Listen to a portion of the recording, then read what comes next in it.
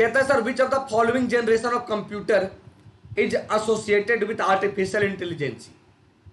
निम्न में से कौन सी पीढ़ी का कंप्यूटर कृत्रिम बुद्धिमत्ता से जुड़ा है? First, third, fifth, seventh. Question number 1। हाँ, यही काम रह गया कि अब फोटो लेकर आए। भाई सिलेक्शन से मतलब नहीं है सर, हमारी पिक दिखा दो ताकि मैं पॉपुलर हो जाऊं। तो भाई टिकटॉक चलाओ ना, टिकटॉक तो बैन हो गया, टिकटॉक चलाओ और फेमस हो जाओ।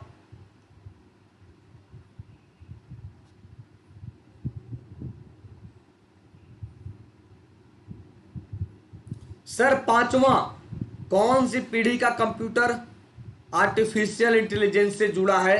तो पांचवा संस्करण जुड़ा है। और ये सारे के सारे सवाल यूपी की परीक्षा में पूछे गए हैं, मैं बिल्कुल आपको बता देना चाहता हूं, यूपी की परीक्षा में। इसलिए कहते हैं सर कंप्यूटर भी है आपके सिलेबस में।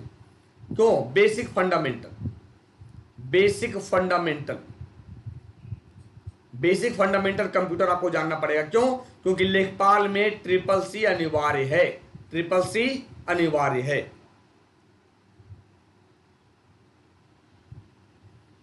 भारत के संविधान के निम्नलिखित अनुच्छेद में से कौन राज्य के राज्यपाल को क्षमा प्रदान करने के लिए सौंपता है? आर्टिकल 72, 153, 158 या 161। क्वेश्चन नंबर 2, जल्दी।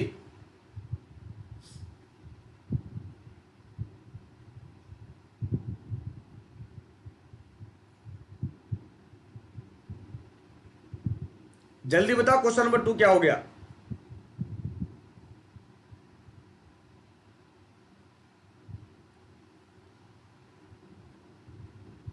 अच्छा बताओ जरा, 72 और 161 में कंफ्यूज हो आप लोग? राज्यपाल कह रहा है या प्रधानमंत्री कह रहा है, राष्ट्रपति कह रहा है? अरे अरे भाई मेरे, बंधु मेरे, अगर राष्ट्रपति होता डियर, अगर प्रेसिडेंट होता बच्चे, तो आर्टिकल 72 कहते। राज्यपाल है तो 161 इज राइट, 161 इज राइट। 153 से राज्यपाल का प्रावधान, राज्यपाल का प्रावधान कार्यपालिका प्रमुख, कार्यपालिका प्रमुख। 158 क्वालिफिकेशन, क्वालिफिकेशन यानी योग्यता राज्यपाल बनने के लिए। तो जरा बताना, राज्यपाल बनने के लिए अधिकतम उम्र कितनी होनी चाहिए? राज्यपाल बनने के लिए अधिकतम उम्र कितनी होनी चाहिए? जल्दी।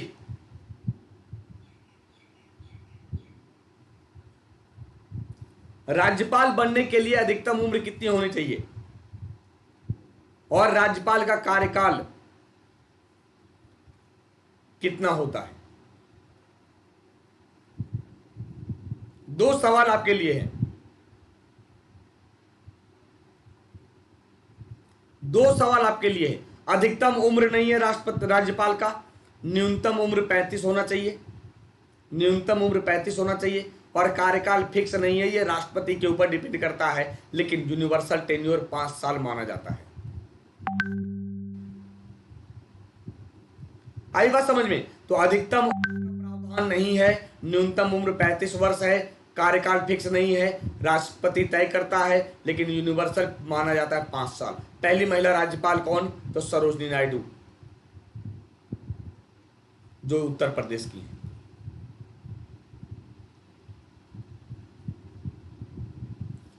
Question number 3, who among the following is known to be the political adviser of Mahatma Gandhi? निम्नलिखित में से किसे महात्मा गांधी के राजनीतिक सलाहकार के रूप में जाना जाता है? MG Ranade, Mahadev Desai, JL Nehru, Gopal Krishna Gokhale. Question number 3,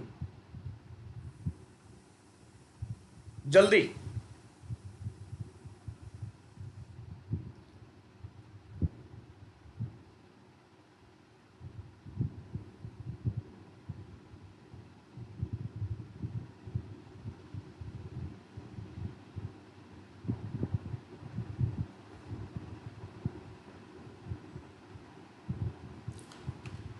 Mahatma Gandhi के राजनीतिक सलाहकार की बात करें, गोपाल कृष्ण गोखले। भाई गलती मत करना, बिल्कुल आसान सवाल है ये, केवल फंसाने के लिए राजनीतिक सलाहकार लिख दिया है, समझ लो पॉलिटिकल गुरु या पॉलिटिकल टीचर। अगर मैं बात करूं एमजी रानाडे की, महादेव गोविंद रानाडे, ये गोपाल कृष्ण गोखले के पॉलिटिकल टीचर थे। और महादेव देसाई की बात करें तो गांधी जी के निजी सचिव, प्राइवेट सेक्रेटरी। आई बात समझ में? तो देखो कितने सारे क्वेश्चन बनते हैं, डिपेंड करता है आपको सोचने पर कि महात्मा गांधी के राजनीतिक सलाहकार कौन थे? गोपाल कृष्ण गोखले। गोपाल कृष्ण गोखले का कौन? एमजी रानाडे। महादेव देसाई गांधी जी के राजनीतिक निजी सचिव, प्राइवेट सेक्रेटरी थे, प्राइवेट सेक्रेटरी। ठीक है, जरा बताना जेएल नेहरू के बारे में बच्चे कि पहले सत्याग्रही कौन थे? जब 1940 में व्यक्तिगत सत्याग्रह किया जाता है, व्यक्तिगत सत्याग्रह किया जाता है, तो पहले सत्याग्रही कौन थे? पहले सत्याग्रही कौन थे? जल्दी, पहले सत्याग्रही कौन थे? विनोबा भावे। विनोबा भावे थे। दूसरे सत्याग्रही जेएल नेहरू थे, याद रखना, दूसरे सत्याग्रही जेएल नेहरू थे।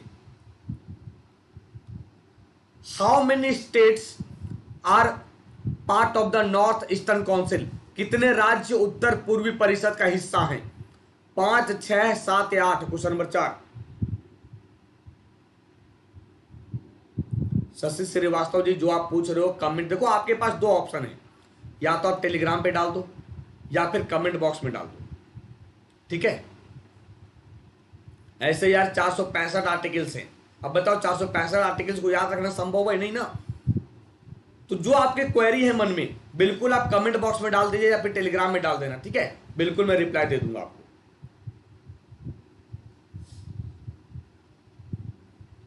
बिल्कुल सबके गलत जवाब हैं। नॉर्थ ईस्टर्न काउंसिल में बिल्कुल 8 राज्य आएंगे, लेकिन अगर मैं पूर्वोत्तर भारत के राज्यों की बात करूं, पूर्वोत्तर भारत के राज्यों की बात करूं, तब होगा एटीएम आना मम्मी।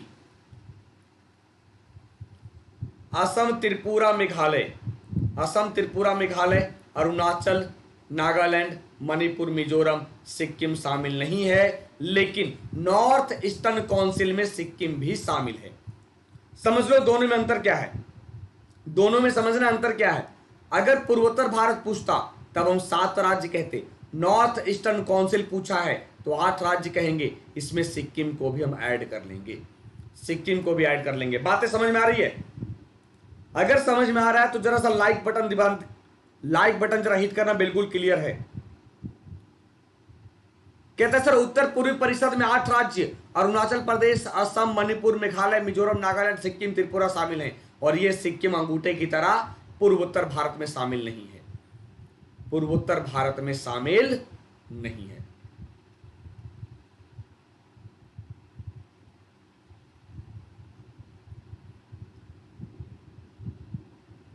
ठीक है, भारत में अंतरराष्ट्रीय सीमा साझा करने वाले राज्यों की संख्या कितनी है? What is the number of states in India sharing an international border? 10, 13, 15, 17? Question number 5, जल्दी।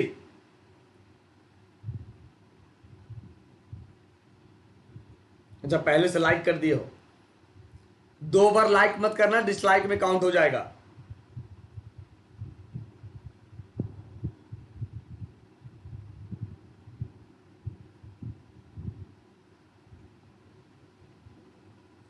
सर भारत में अंतरराष्ट्रीय सीमा साझा करने वाले कुल राज्यों की संख्या कितने हैं? 17, यानी 17 राज्य हैं जो इंटरनेशनल बाउंड्री बनाते हैं। अब आपके लिए होमवर्क क्या है? होमवर्क यही है कि जितने भी देश हैं, चाहे पाकिस्तान की बात करें, चाइना की बात करें, भूटान की बात करें, नेपाल की बात करें, म्यांमार की बात करें, इससे कौन कौन सा राज्य की सीमा लगती है, किस किस राज्य की सीमा लगती है, ये आपका होमवर्क है। ठीक है सर, अंतरराष्ट्रीय सीमा से भारत के राज्य इस प्रकार हैं: जम्मू कश्मीर, पश्चिम बंगाल, अरुणाचल प्रदेश, असम, हिमाचल प्रदेश, उत्तराखंड, सिक्किम, त्रिपुरा, मेघालय, नागालैंड, मणिपुर, मिजोरम, बिहार, पंजाब, राजस्थान, उत्तर प्रदेश, गुजरात। अगर आपको ये याद रहेगा, बचपन में एमबीए किया तब आप निकाल सकते हो, बचपन में एमबीए किया अगर आपको ये याद है तो आप निकाल सकते हो। क्यों? कितने देश से सीमा लगेगा? Sir Bangladesh 1, China 2, Pakistan 3, Nepal 4, Myanmar 5, Bhutan 6, Afghanistan 7। यानी 7 राज्यों से जो राज्यों की सीमा लगेगी, 7 देशों से जो राज्यों की सीमा लगेगी, वो 17 राज्य हैं। कितने? 17 राज्य हैं, याद रखना। ठीक है। भारत में पहला परमाणु विस्फोट निम्नलिखित में से कहां पर किया गया था? UP, MP, Uttarakhand, none of these. जल्दी।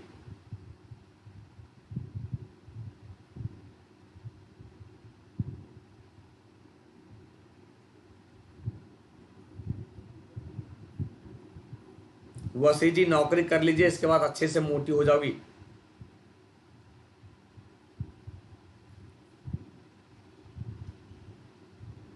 देखो सर, पहला परमाणु विस्फोट कहां किया गया था? राजस्थान में 1974-75 में, जिसे स्माइलिंग बुद्धा नाम दिया गया। स्माइलिंग बुद्धा नाम दिया गया था, याद करिए। कहां पे? पोखरण में।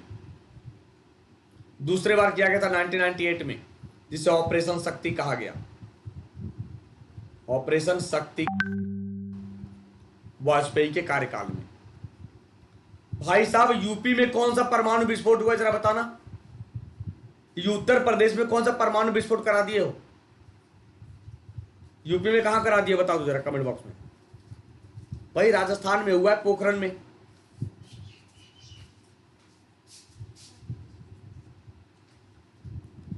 The Portuguese built there first fortress in India. पुर्तगालियों ने भारत में अपना पहला किला कहां बनाया था? कोचिन, गोवा, कैननूर या कोलकाता? जैसा कि विनोद दैट हमें पता है 1498 में पुर्तगाली आते हैं। कौन? Vasco D gamma. कहाँ? कालीकट के बंदरगाह पे। कालीकट के बंदरगाह पे राजा जमोरिन वेलकम करता है। राजा जमोरिन वेलकम करता है।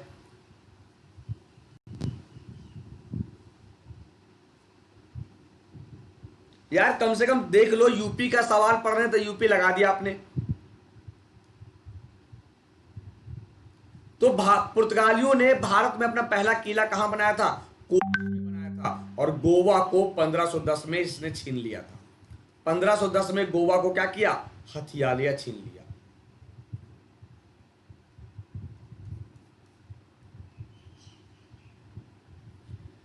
ओगाडोगो निम्नलिखित में से किस देश की राजधानी है? बुर्किना फासो, माली, niger, Benin. Question number 8।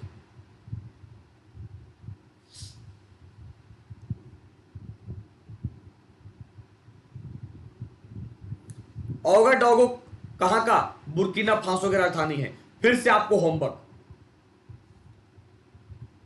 Burkina Faso की करेंसी क्या है?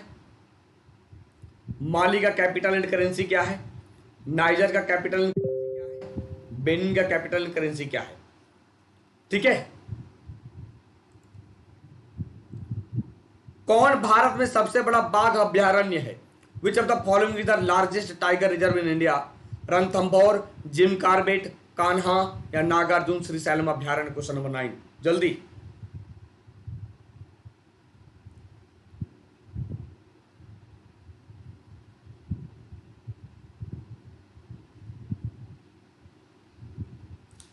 अगर मैं बात करूं सबसे बड़ा बाघ अभ्यारण्य की, सर नागार्जुन श्रीशैलम बाघ अभ्यारण्य, Andhra Pradesh Telangana border. Ranthambore Rajasthan, Jim Corbett Uttarakhand और कान्हा किसली कहां? मध्य प्रदेश में। तो सबसे बड़ा बाघ अभ्यारण्य कहां है? नागार्जुन श्रीशैलम बाघ अभ्यारण्य है। बिल्कुल गलती लगेगा, जिम कार्बेट नेशनल पार्क लगाओगे। ये सबसे पुराना है, याद रखना। जिम कार्बेट सबसे पुराना है, 1936 में सबसे पुराना जिम कार्बेट है। ओरंग नेशनल पार्क किस राज्य में स्थित है? The orang national park is located in which state? Orang national park किस राज्य में स्थित है? मणिपुर, मिजोरम, त्रिपुरा, असम? Question number 10।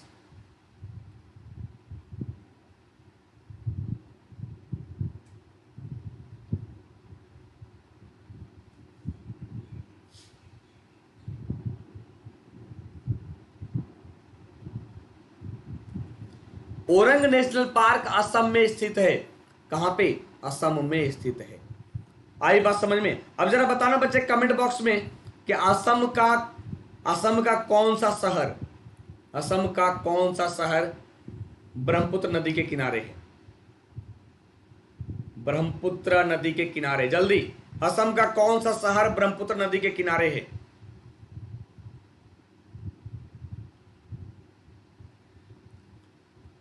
दिसपुर और गुवाहाटी दोनों ब्रह्मपुत्र के किनारे हैं, दोनों ब्रह्मपुत्र के किनारे हैं।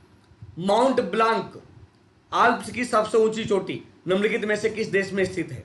फ्रांस, इटली और फ्रांस और स्पेन, फ्रांस, इटली और मोनाको। Question number 11।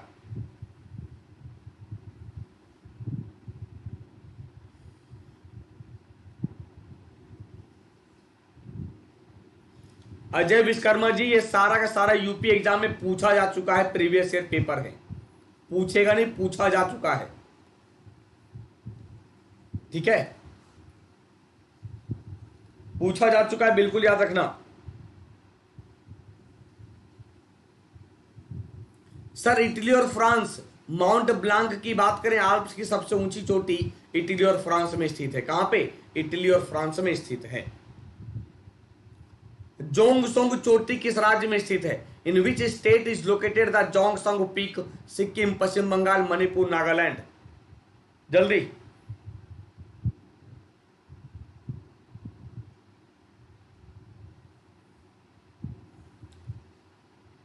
चलिए हमारी टेक्निकल टीम जुड़ गई है, वेलकम किया जाए टेक्निकल टीम का। नहीं, जोंगसोंग चोटी किस राज्य में स्थित है? सिक्किम में। किस राज्य में? सिक्किम में। और कंचनजंगा की बात करेंगे, कंचनजंगा भी कहां है बच्चे? सिक्किम में स्थित है। कंचनजंगा जो भारत की सबसे ऊंची चोटी, अगर काराकोरम नहीं है तब, काराकोरम नहीं है तब। दूसरी सबसे ऊंची चोटी नंदा देवी, ये कहां? ये उत्तराखंड में है, ये उत्तराखंड में लोकेट है। गुड मॉर्निंग राज। पृथ्वी विज्ञान केंद्र, centre for earth science studies is located in Goa, Bangalore, Thiruvananthapuram, Patiala. पृथ्वी विज्ञान अध्ययन केंद्र कहां स्थित है? और याद रखें कि सर 5:30 बजे और रात 10 बजे 2 लेक्चर आपको मिलते हैं अनअकैडमी पे, बिल्कुल रेगुलर फ्री। 10 बजे देखेंगे स्पोर्ट्स से रिलेटेड। सर तिरुवनंतपुरम पृथ्वी विज्ञान अध्ययन केंद्र की बात करें तो तिरुवनंतपुरम केरल में स्थित है। कहां पे? केरल में स्थित है। किस वर्ष डोगरी भाषा को भारतीय संविधान के 8वीं अनुसूची में शामिल किया गया था? In which year Dogri language was included in the 8th schedule of Indian constitution? किस वर्ष डोगरी भाषा को भारतीय संविधान की 8वीं अनुसूची में शामिल किया गया था? 2001, 2002, 2003, 2004। Question number 14। तो डोगरी भाषा को भारतीय संविधान में कब शामिल किया गया? 2003 में। 4 भाषा शामिल किया गया था, बोर्ड मास, यानी बोडो, डोगरी, मैथिली, संथाली, 4 भाषा को शामिल किया गया था। कुल भाषा की संख्या कितनी है? 22 है। कौन सा मुगल सम्राट राजकुमार खुर्रम के नाम से जाना जाता था? Jahangir, Aurangzeb, Shah, Shah Alam. Which of the following Mughal empire was known as prince Khurram?